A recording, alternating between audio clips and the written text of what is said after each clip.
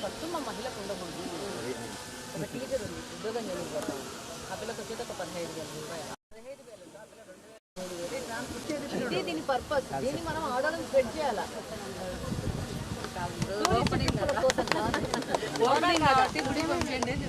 నేను అనేది ఏంటంటే మనం అలా ఏ పథకం పెట్టినా దానికి ప్రోగ్రెసివ్. సుమారుగా ప్రస్తుతానికి 60,000 మంది ట్రాన్స్పోర్ట్ చేస్తున్నాం సార్. ఈ యొక్క స్కీము ఇంట్రడ్యూస్ చేసిన తర్వాత సుమారు ఎవరైతే చాలా పేద మధ్యతరగతి కుటుంబాలకు చాలా ఉపయోగపడుతుందనే ఉద్దేశంతో మన ప్రభుత్వం దీన్ని స్కీమ్ ఇంప్లిమెంట్ చేసింది సార్. దీన్ని ఇబ్బంది లేకుండా మన 6 డిపోలలో ఇది ప్రోగ్రామ్ కండక్ట్ చేసేటప్పుడు చేస్తున్నాం సార్. దీనికి మీరందరూ వచ్చిన దానికి నాకు నమస్కారాలు.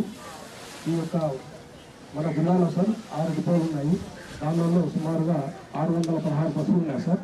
దాంట్లో సుమారుగా 462 బస్సులు మనకు మన పీఓ గారు ఒకే ఇవ్వచ్చు. అదేవిధంగా మన ఎమ్మెల్యే గారికి మన సిఐ గారు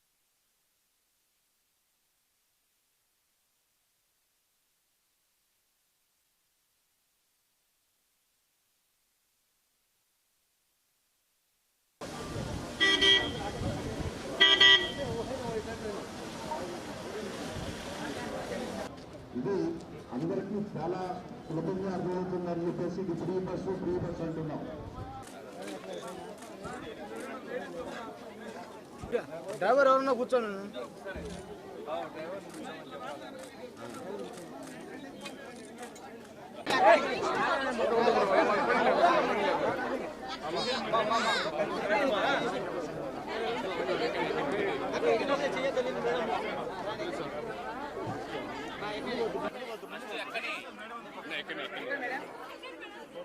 మేడం ఎక్కిన తర్వాత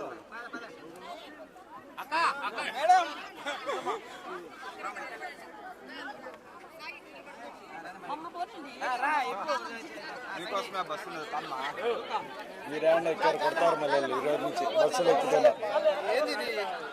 ఈ రోజు నుంచి మీరు బస్సులు ఎక్కితే కొడతారు. ఇంకా అనంగా వీళ్ళు పిల్లలు ఉండరు ఎట్లా అప్పుడు వాళ్ళు అది కూడా కొట్లాడతారు. 2 రోజులు ఉండో తెలుస్తుంది అన్నీ వాళ్ళకు.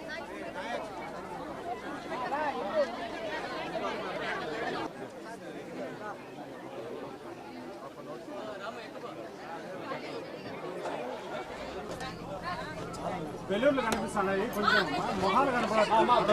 డౌన్ చేయండి.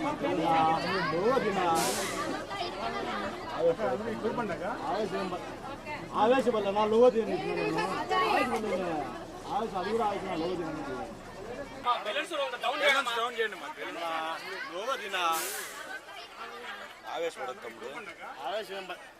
ఆవేశ వల్ల నా లోవ తీయని చెప్పిన నేను. ఆవేశ వల్ల ఆవేశ అది కూడా ఆవేశ లోవ తీయమనేది.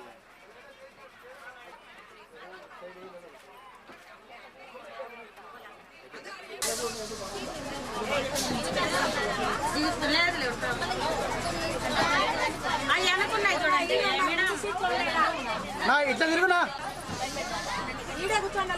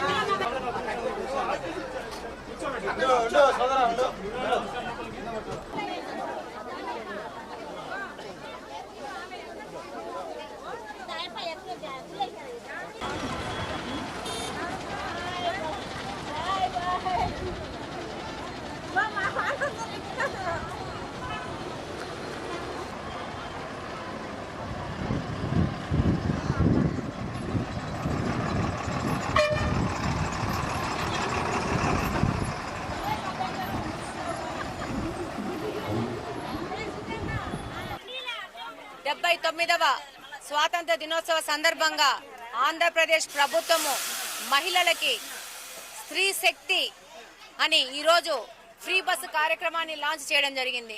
దీంట్లో ఎంతో మంది మహిళలు దీన్ని ఉపయోగించుకుంటారు. అలాగనే వర్కింగ్ ఉమెన్ వాళ్ళకి ఇది పెద్ద లబ్ధి చేకూరుతుందని తెలియజేస్తా ఉన్నాను.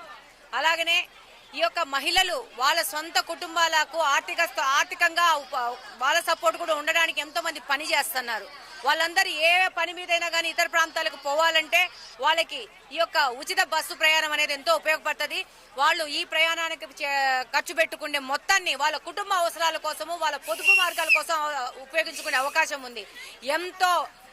ఎంతో గౌరవంగా ఎంతో పెద్ద ఇదిగా ఈ రోజు ఈ రాష్ట్ర ప్రభుత్వము స్త్రీ శక్తిలో భాగంగా ఈ ఉచిత బస్సులని అనౌన్స్ చేయడం జరిగింది. ఆ విధంగా ఈ రోజు ప్రారంభించడం జరిగింది.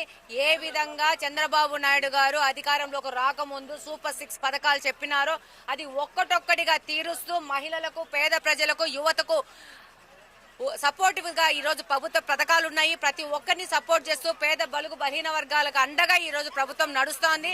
మొన్న చూసినాము తల్లికి వందనము చాలా పెద్దగా గర్వించే విధంగా ఈ రోజు ఇచ్చినారు. అదే విధంగా ఈ రోజు స్త్రీ శక్తిలో భాగంగా ఉచిత బస్సులను ఇస్తూ ఎంతో మంది మహిళలకి అందుబాటులోకి ఈ బస్సులను తీసుకురావడం జరిగింది.